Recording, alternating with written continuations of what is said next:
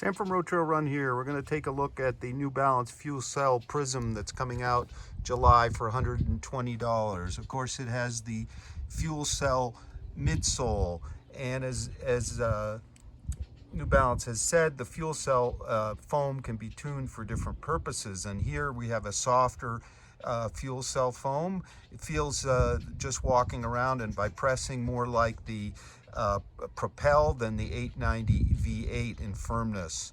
So it has a 6mm drop and a engineered mesh upper, which is really a single layer mesh upper, so it should be very breathable. You can see the reinforcements that are knit in to help hold the foot. I tried them on.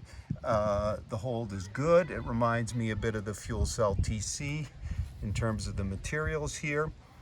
It is a light stability shoe, and what we mean by that is here on the medial side we have a firmer post. I'll try to show you how that works. You can see I can't really press in it much at all, whereas here we have the softer fuel cell, so that'll give some pronation support. What I'm really impressed with so far is, and I haven't run them, is the weight here. We come in at about 8.1 ounces based on our sample, or 230 grams, which puts it lighter than the 890 V8 by 0.5 ounces, an ounce lighter than the Propel, also a 6mm drop shoe, and the Rebel is an ounce lighter. So this sits somewhere in the middle. I could well see this being a marathon type shoe, sort of in the class of the Kinvara, for those who want a bit more stability support and aren't going for a plated shoe. So I'm going to take them out for a first run, and I'll let you know what I find. So I'm about 5 miles into my run, so it's been the down loop, and then a substantial climb, then a big downhill on the road. So let's talk a little bit about the fit here. True to size, but recall it's a single layer mesh upper, so your foot is held entirely by the upper. There are no overlays beyond the embossing.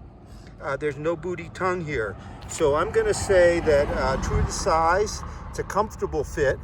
Wouldn't call it a performance fit. It's a more relaxed training fit for me anyway, especially my right foot, which is quite a bit narrower than my left. It would make a great upper, I think, for a marathon shoe. Now let's talk about the ride. Before we get into the ride and the upper affects the ride, you can see that it's a single layer. You can see the tongue lightly padded, just about right. My heel hold, Achilles hold, excellent here.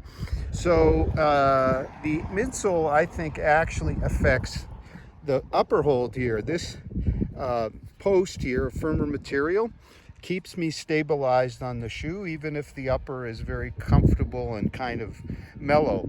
Now, what about that medial post? Well, absolutely pretty much unnoticeable. So, and it seems to me very helpful for this softer midsole shoe, because it keeps me, it got me off the heel, plenty of rubber there to get me off the heel, and then I get to the post, which has a little bit of rubber in this area here for a bit of stability. And then it's a very smooth, flexible toe off here. Plenty of cushioning up front, not the thickest of cushioning, but because it's soft. But the outsole, again, plays a big role. It gives a little bit of response, just enough for a kind of a training ride. I'd say the fuel cell firmness here, not quite soft, is just about right when combined with the outsole and our post. So there's no mush here. There's plenty of cushioning. There's a very nice feeling of energy return, both off the heel and the forefoot. So overall, the foam ride here is really good. I prefer it to the Propel, which weighs an ounce more. I found that a bit sloppy and soft, probably the same firmness, but I think this new post really adds to the picture, even for neutral runners, to kind of stabilize everything. What really comes to mind here is the contrast with the 890 V8, which is very firm, I think, in comparison, stiffer on toe off.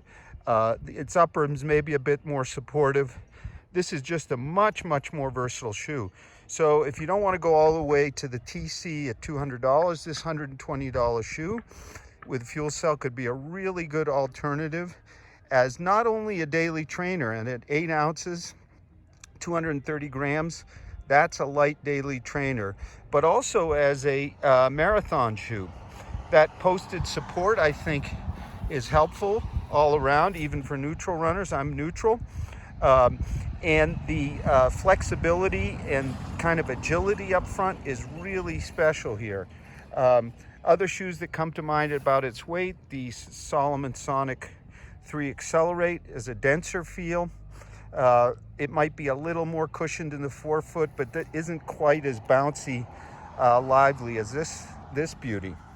In terms of others you might compare to, well, it certainly, as I kind of thought, puts the Kinvara away in the light stability category. What I really notice here is how much broader the platform is, and actually even the stability element, which is built in here, whereas in the Kinvara it's all one part of the geometry, is even less noticeable, as you can see how short really it is. Gets me forward and gets me toeing off. So let me show you that again.